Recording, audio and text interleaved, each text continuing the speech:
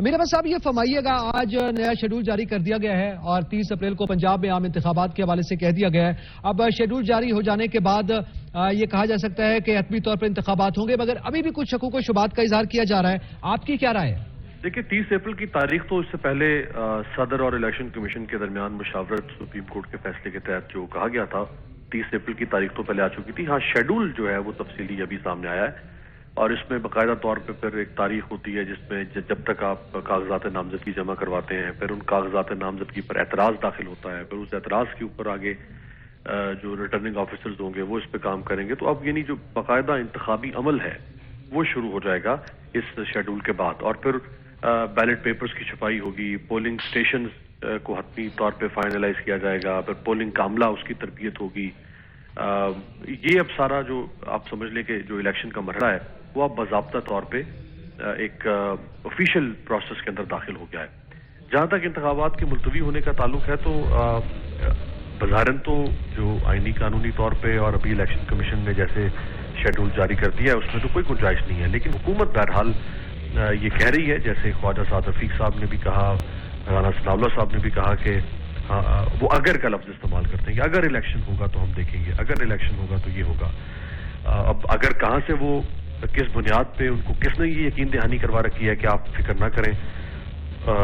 ہم جانیں اور الیکشن جانیں، الیکشن ہونا ہے نہیں ہونا ہم پر چھوڑ دیں، کیا یہ کسی نے ان کو کہا؟ کیا کسی نے حکومت کو یہ یقین دہانی کروا رکھی ہے جس کے بعد حکومت اتنے اعتماد کے ساتھ یہ اعلان کر رہی ہے؟ مزید اس میں آپ اگلے 4 سے 5 روز میں صورتحال واضح ہوتے ہوئے دیکھیں گے، یوں کیونکہ عمران خان صاحب آج پہلی ریلی انہوں نے لاہور میں نکالی، 11 سے وہ اپنی کیمپین شروع کر دیں گے آفیشلی۔ اب اگر پیپلز پارٹی، نون لیگ، بالخصوص یہ 2 جماعتیں اگر پنجاب میں اپنی کیمپین شروع نہیں کرتی اور عمران خان کیمپین شروع کر دیتے ہیں، اس کا مطلب ہے کہ پھر ان کو واقعی کوئی ایسی غیر مرئی قسم کی یقین دہانی ہے کسی کی طرف سے کہ الیکشن نہیں ہو رہے، اور اگر یہ کیمپین شروع کر دیں گے تو پھر اس کا مطلب ہے کہ کوشش کرتے رہیں گے آخری دم تک۔ الیکشن 28 اپریل کو بھی رکوائے جا سکتے ہیں، 29 اپریل کو بھی رکوائے جا سکتے ہیں، لیکن اگر کیمپین شروع ہوگی تو پھر اس کا مطلب ہے کہ یہ جا رہے ہیں انتخابات۔ امیر عباس صاحب یقینی طور پر جیسے آپ نے کہا کہ کچھ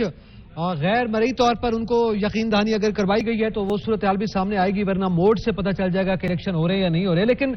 کیا آپ سمجھتے ہیں کہ یہ آپشن ذکر کی جا رہی ہے اور حکومت بار بار اس کا اظہار کر رہی ہے کہ ابھی حالات نہیں ہیں، ابھی فنڈز کی فراہمی ایک مسئلہ ہے، معاشی صورتحال ہے، سیکیورٹی کی صورتحال ہے، یہ ذکر تو کیا جا رہا ہے، اس ساری صورتحال کو لے کر، ان دلائل کو لے کر ریویو میں جا سکتی ہے حکومت؟ نہیں دیکھیں، ایک تو اس میں سے کسی ایک بات کا بھی حکومت کے وکیل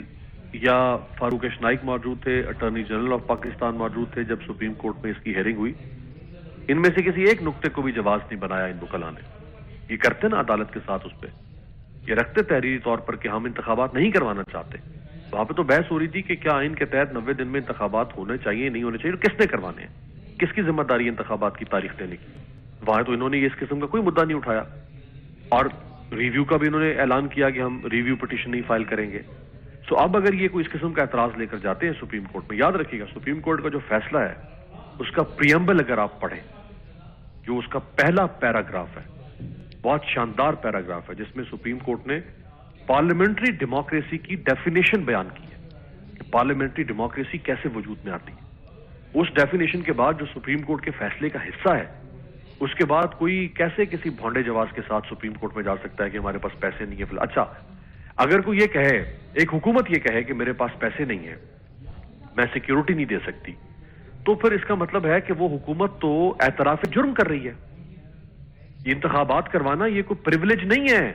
احسان نہیں ہے حکومت کا یا الیکشن کمیشن کا، یہ آئین کی کا لازمی تقاضا ہے جس کو پورا کرنا ہے آپ نے۔ بھائی یہ کوئی احسان نہیں کر رہے کہ ہاں ٹھیک ہے ہو گیا تو ہو گیا، نہیں ہوا تو کوئی بات نہیں 6 سال بعد کروا لیں گے، یہ لازمی جزو ہے آئین کا۔ اسی کے تحت آپ یعنی آپ نے آئین کی ووٹ آف نو کانفیڈنس کی، آئین کی شک کو استعمال کیا اور آپ اقتدار میں آئے، تو یہ بھی آئین کی شک ہے، آئین کا تقاضا ہے۔ لیکن امیر عباس صاحب یقیناً یہ آئین کا تقاضا ہے، بہت ضروری ہے کہ انتخابات ہونے چاہیے، لیکن کیا آپ سمجھتے ہیں کہ آئین ہی میں کچھ ایکسیپشنز بھی دی گئی ہیں جس کا ذکر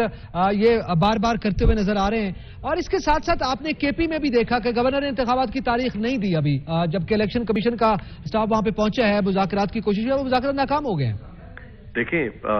جو یہ جواز پیش کر رہے ہیں، اگر آپ جس طرف اشارہ کر رہے ہیں کہ اس آئین میں کوئی گنجائش موجود ہے کہ اس جواز کو استعمال کر کے الیکشن ملتوی کروا سکتے ہیں، مجھے بتائیں کہ بدامنی ختم ہونے کی کیا تاریخ دے سکتے ہیں آپ دے سکتے ہیں؟ یہ حکومت لکھ کے دے گی کہ فلاں تاریخ کے بعد پاکستان میں کوئی دہشت گردی کا واقعہ نہیں ہوگا، کوئی قتل نہیں ہوگا، کوئی ایریل فائرنگ نہیں ہوگی؟ دے سکتی ہے حکومت لکھ کے؟ کیا یہ حکومت لکھ کے دے سکتی ہے کہ آئی ایم ایف کے اس پلان کے بعد پاکستان کی معیشت ڈالر جو ہے وہ واپس آ جائے گا 168 روپے پہ جہاں عمران خان چھوڑ کر گئے تھے؟ کیا یہ حکومت لکھ کے دے سکتی ہے کہ انفلیشن جو